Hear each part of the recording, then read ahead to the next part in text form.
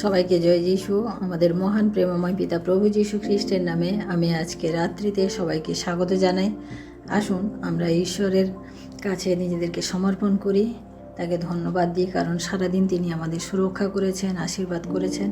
তাই আসুন আমাদের সেই মহান পিতাকে আমরা ধন্যবাদ করি। আসুন আমি আজকে ঈশ্বরের বাক্য থেকে আমি পাঠ করি গীত সঙ্গীতা তার 71 সংখ্যা 71, 71 সংখ্যার 1 থেকে 9 পদ পর্যন্ত আমি পাঠ করে আপনাদের জন্য। সদাপ্রভু, আমি তোমার শরণ লইয়াছি, আমাকে কখনো লজ্জিত হইতে দিও না। তোমার ধর্মশীলতায় আমাকে উদ্ধার করো, রক্ষা করো, আমার দিকে কর্ণপাত করো, আমাকে ত্রাণ করো। তুমি আমার বসতির শৈল হও, যেখানে আমি নিত্য যাইতে পারি। তুমি আমার পরিত্রাণ করিতে আজ্ঞা করিয়াছ, কেননা তুমি আমার শৈল ও আমার দুর্গ। হে আমার ঈশ্বর, আমাকে উদ্ধার করো দুর্জনদের হস্ত হইতে, অন্যায়কারী ও উপদ্রবীর করতল হইতে। কেননা হে সদাপ্রভু, তুমি আমার আশা, তুমি বাল্যকাল হইতে আমার বিশ্বাসভূমি। গর্ভ হইতে তোমার উপরেই আমার নির্ভর। জননীর জঠর হইতে তুমি আমার হিতৈষী। আমি সতত তোমারই প্রশংসা করি। আমি অনেকের দৃষ্টিতে অদ্ভুত লক্ষণ স্বরূপ, কিন্তু তুমি আমার দৃঢ় আশ্রয়। আমার মুখ তোমার প্রশংসায় পরিপূর্ণ থাকিবে, সমস্ত দিন তোমার সৌন্দর্য বর্ণনা করিবে।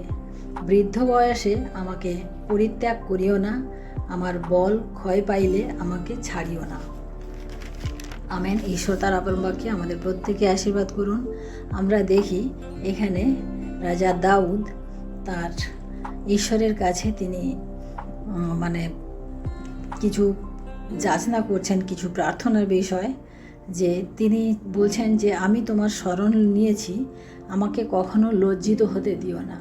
অর্থাৎ আমরা আমাদের জীবনে অনেক ক্ষেত্রে, অনেক জায়গায় আমরা কথাবার্তাতে, আমাদের কাজে কর্মে আমাদেরকে অপমান হতে হয়, লজ্জিত হতে হয়, অপদস্থ হতে হয়। মানুষ আমাদেরকে নানান রকমভাবে ঠকায়, অনেক কিছু হতে থাকে। কিন্তু দাউদ এখানে বলছেন যে আমি তোমার শরণ লইয়াছি, আমাকে এই সমস্ত বিপদ থেকে তুমি আমাকে রক্ষা করো, আমাকে কখনো লজ্জিত হতে দিও না, এবং তোমার ধর্মশীলতায় আমাকে উদ্ধার করো, আমার দিকে কর্ণপাত করো, আমাকে ত্রাণ করো। অর্থাৎ তুমি তোমার ধর্মশীলতার মোড়কে আমাকে বেঁধে রাখো, যাতে আমি তোমার কাছে, তোমার দিকেই আমার দৃষ্টি থাকে, বা তোমার দিকেই আমার কর্ণপাত থাকে, কারণ আমি তোমারই পরিত্রাণ চাই। তুমি আমার বসতির শৈল হও, সেখানে আমি নিত্য যাইতে পারি, যেখানে আমি নিত্য যাইতে পারি। তুমি আমার পরিত্রাণ করিতে আজ্ঞা করিয়াছ, কেননা তুমি আমার শৈল ও আমার দুর্গ। বলছে যে তুমি আমার বসতির পাহাড়। হ্যাঁ, আমরা কোথায় যেখানে সেখানে বাস করতে পারি না। আমাদের বাস করার জন্য একটা স্ট্রং জায়গা দরকার হয়। যে বাড়িটা আমরা বানাবো, সেটা নিশ্চয়ই আমরা বালুর উপরে বানাবো না, বা নদীর চরে বানাবো না। আমাদের বাড়িটা একটা ভালো জায়গায়, শক্তপোক্ত জায়গায়, যেখানে ঝড় বাতাস তুফান যাই আসুক না কেন আমার বাড়িটা যেন না পড়ে। সেই জন্য বলছে তুমি আমার বসতির শৈল হও। অর্থাৎ যে জায়গাতে আমি বাস করব, সেই পাথরটা তুমিই থাকো, তাহলে আমি পড়ে যাব না, বা আমার নষ্ট হবে না। তাহলে হে আমার ঈশ্বর, 4 পদে দেখি, হে আমার ঈশ্বর, আমাকে উদ্ধার করো দুর্জনদের হস্ত হইতে, অন্যায়কারী ও উপদ্রবীর করতল হইতে। বলছে আমাদের চারিদিকে অনেক খারাপ খারাপ লোক থাকে, আমার চতুর্দিকে রয়েছে এত খারাপ খারাপ লোক, তাদের হাত থেকে তুমি আমাকে রক্ষা করো। কারণ তারা কখনো, যেহেতু দাউদ রাজা ছিলেন, তিনি জানতেন যে তাকে যে কোনো সময়, যে কোনো পরিস্থিতির সম্মুখে হতে হবে, কারণ তার চারপাশে যারা থাকে তারা তার বেশিরভাগই শত্রু। কারণ একজন যখন প্রতিষ্ঠিত মানুষ থাকে, তার পিছনে শত্রুর সংখ্যাও অনেক বেশি হয়। সেই জন্য রাজা দাউদ তিনি বলছেন যে দুর্জন, আমার চারদিকে অনেক দুর্জন রয়েছে, তাদের থেকে আমাকে রক্ষা করো। উপদ্রব, যারা আমাকে উপদ্রব করে, যারা আমার উপরে অন্যায় করে, অত্যাচার করতে থাকে, তাদের থেকে আমাকে রক্ষা করো। তারপরে 5 পদে বলছে, কেননা হে সদাপ্রভু, তুমি আমার আশা, কারণ আমি তোমার উপরেই আমার সমস্ত আশা, তোমার উপরেই আমি সমস্ত ভরসা আমি তোমার উপরে রেখেছি। তুমি হচ্ছে ছোট থেকে, আমার জন্মের থেকে তুমি আমার সেই বিশ্বাস ভূমি, যেখানে আমি বিচরণ করে এসেছি, যেখানে আমি নিশ্চিন্তে নির্বিঘ্নে এত বড় হয়েছি, সেই বিশ্বাস ভূমি হচ্ছে তুমি।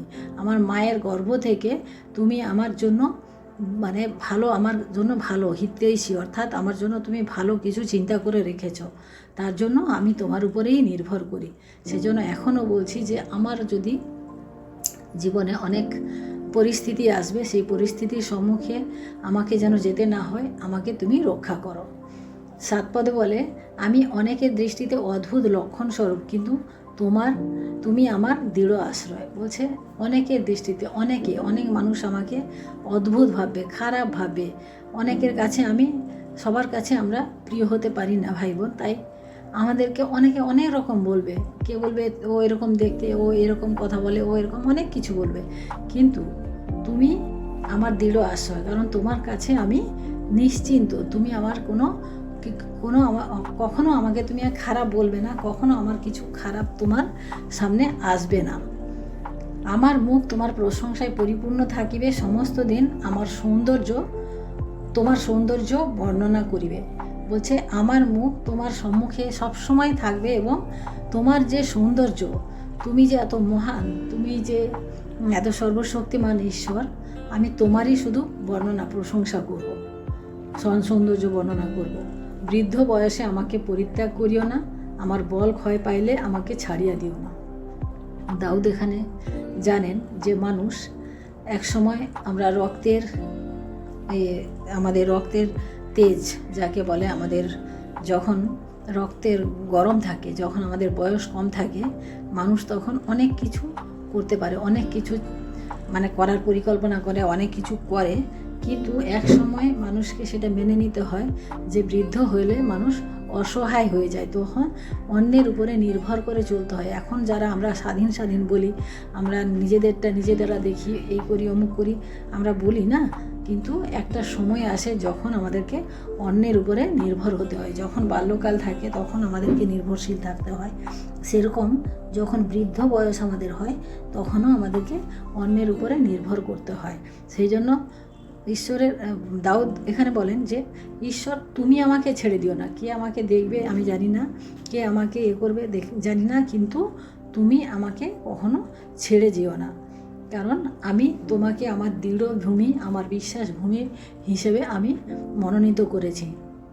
তাই প্রিয় ভাই বোনেরা, আজকে আমি এই বাক্য আপনাদের সামনে তুলে ধরলাম এই কারণে যে আমরা ঈশ্বরের উপরে আমাদের কতটা নির্ভরশীলতা রয়েছে। দাউদের এই কয়টি পদ আমি পাঠ করে আপনাদেরকে শোনালাম, এখান থেকে আমরা যে শিক্ষা যেভাবে আমি আপনাদেরকে বললাম, এই ধরনের জীবনযাপন আমরা কি করছি, আমরা কি সেই বিশ্বাস নিয়ে আছি, আমরা কি আমাদের ঈশ্বরকে সেইভাবে প্রেম করি, আমরা কি আমাদের ঈশ্বরের উপর সেইভাবে নির্ভর করি। প্রিয় দাউদ নির্ভর করেছিলেন বলে দাউদকে তিনি বলেছিলেন যে এ আমার মনের মতো লোক। তাই প্রিয় ভাই বোনেরা, আজকে আসুন আমরাও ঈশ্বরের মনের মতো, ঈশ্বরের মনের কাছাকাছি লোক হয়ে যাই। কারণ আমরা যদি ঈশ্বরে নির্ভর করি তাহলে আমাদের চতুর্দিকে দাউদ যেভাবে বলেছেন যে অনেক কিছু থাকবে, কিন্তু তুমি যে আমার দৃঢ় ভূমি, তুমি যে আমার বিশ্বাস ভূমি, তাতে আমি বাল্যকাল থেকে যেখানে আমি বড় হয়েছি সেই বিশ্বাস ভূমিতে তুমি যদি আমার সাথে থাকো তাহলে আমার কেউ ক্ষতি করতে পারবে না, কোনো অসুবিধা আমার চারিদিকে আসবে না, আমি জানি। তাই আমি তোমার কাছে সবসময় কৃতজ্ঞ থাকি এবং সবসময় তোমাকে ধন্যবাদ করি, সবসময় তোমার প্রশংসা করি। তাই দাউদ এই কথা বলেছেন। আমরাও প্রিয়, আসুন আজকে আমরাও এভাবে আমাদের মহান ঈশ্বরের প্রশংসা করি, গৌরব করি, তার কাছে আমরা বিশ্বাস করি এবং আমাদের নিজেদের বিশ্বাস ভূমি হিসাবে আমরা আমাদের ঈশ্বরকে মনোনীত করি এবং আমাদের বসতির শৈলকে আমাদের ঈশ্বরকে আমরা বেছে নিই। কারণ বসতির শৈল অর্থাৎ যে পাথরের উপরে আমরা বসতি করি, যে গৃহে আমরা বসতি করি, তা যেন দৃঢ় দুর্গ হয়। তাই আসুন আমরা আজকে প্রার্থনা করি, ঈশ্বরকে ধন্যবাদ দিই। Hallelujah, hallelujah, hallelujah. মহান প্রেমময় পিতা, তোমার মহানামে ধন্যবাদ প্রশংসা করি প্রভু। আজকের এই সুন্দর সময় আরেকটিবার তোমার বাক্য পাঠের মধ্য দিয়ে প্রভু আমরা তোমাকে ধন্যবাদ দিই যে আমরা সুন্দর বাক্য পাঠ করতে পারলাম এবং তোমার অনুগ্রহ এবং দয়াতে প্রভু আজকের এই দিন আমরা পেরিয়ে এসেছি। এই রাত্রিভার তোমার হস্তে রাখি প্রভু। এই সুন্দর বাক্যের মধ্যে দিয়ে আমাদেরকে যে শিক্ষা দিলে প্রভু, আমরাও যেন সেই শিক্ষায় শিক্ষিত হয়ে আমাদের নিজেদের জীবনে কাজে লাগাতে পারি। প্রভু তুমি দয়া করো, আশীর্বাদ করো প্রভু। তোমার অনুগ্রহ দয়া তুমি আমাদেরকে দিয়েছো, তাই তোমায় ধন্যবাদ করি। সারাটি রাত্রিভার তোমার হস্তে রাখি। আগামী দিন তুমি আমাদিগকে দেখতে দাও। আমাদের সমস্ত অমঙ্গল হতে তুমি আমাদিগকে রক্ষা করো। তোমার মহিমা গৌরব প্রশংসা করি। সারাদিনে ভুল ত্রুটি অপরাধ তুমি ক্ষমা করো। সব কিছু তোমার চরণে রেখে এই বিনতি প্রার্থনা চাই আমাদের মুক্তিদাতা ত্রাণকর্তা প্রভু যীশু খ্রিস্ট তোমারই নামে, আমেন। সবাইকে জয় যীশু। সবাই ভালো থাকবেন, সুস্থ থাকবেন। আজকে রাত্রি সবার শুভ হোক। জয় যীশু।